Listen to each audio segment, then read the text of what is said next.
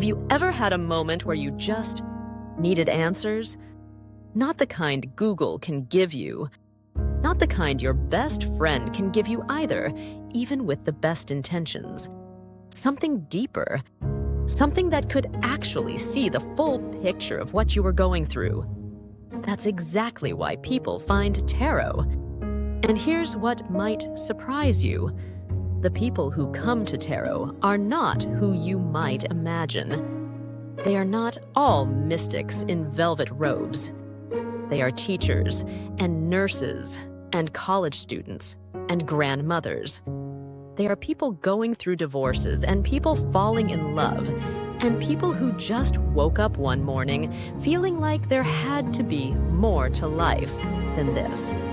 Today, we're going to talk about the real reasons people come to tarot. And I think somewhere in this video, you might recognize yourself. Part 1. Crisis. Let's start with the most honest one.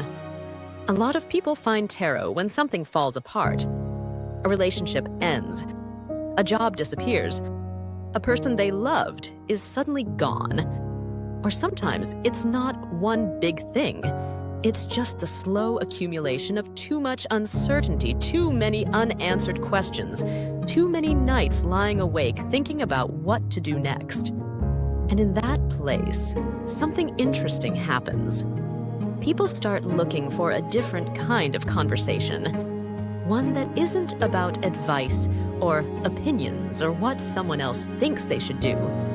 They want something that will just help them think, help them see.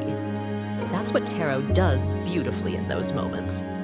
You lay out the cards and suddenly the situation has a shape.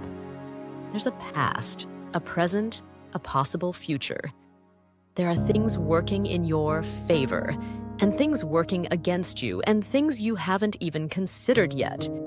It doesn't solve the problem, but it makes the problem feel less like fog and more like something you can actually work with. And sometimes, that's exactly what you need to take the next step. Part 2. Curiosity. Now here's a reason that doesn't get talked about enough, and it might actually be the most beautiful one. Some people come to tarot simply because they're curious.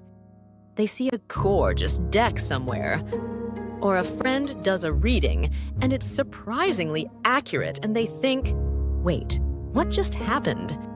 Or they fall down a rabbit hole online at midnight, which honestly is how a lot of tarot journeys begin. And they arrive with no baggage, no desperation, no big question, just genuine open curiosity. And those people, they often become the most devoted tarot readers of all. Because when you're not searching for a specific answer, you're free to just explore. To notice things, to sit with a card and let it tell you something you didn't know you needed to hear. Curiosity is really just self-discovery wearing a lighter coat. And tarot is one of the most fascinating mirrors for self-discovery that exists. Every card is an archetype, a universal human experience. And when you start exploring them, you start exploring yourself in a way that feels more like play than work. That's a rare and wonderful thing. Part 3. Love. Okay, let's be honest.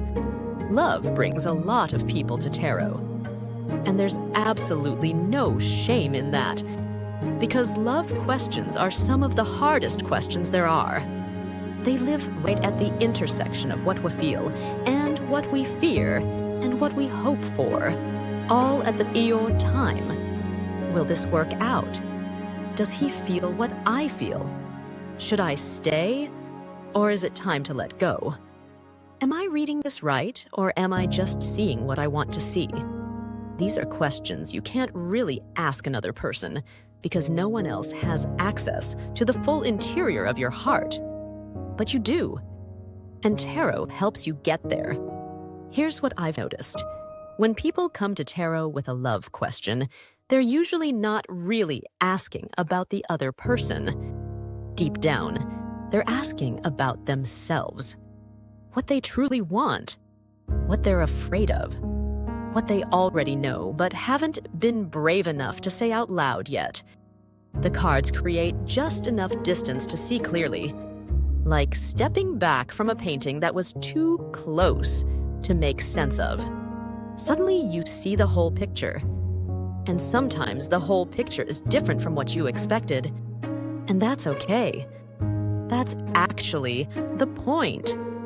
Part 4, Spiritual Awakening. This one is my favorite to talk about, because there's a particular kind of person who comes to tarot not in crisis, not out of curiosity, not even for a love question, but because something inside them has shifted, something has opened up, and they're looking for a practice that matches where they are now.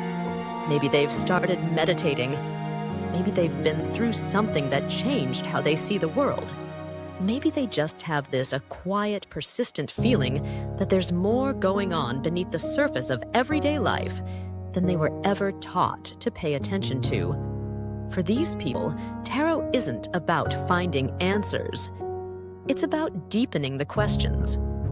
They pull a card in the morning not to find out what will happen that day, but to set an intention, to ask, what quality do I want to bring to today? What is worth noticing? Where should my attention go? This is tarot as a spiritual practice, and it's honestly one of the most grounding and centering things a person can do. It slows you down. It brings you back to yourself. It makes you a more thoughtful, more present, more self-aware human being.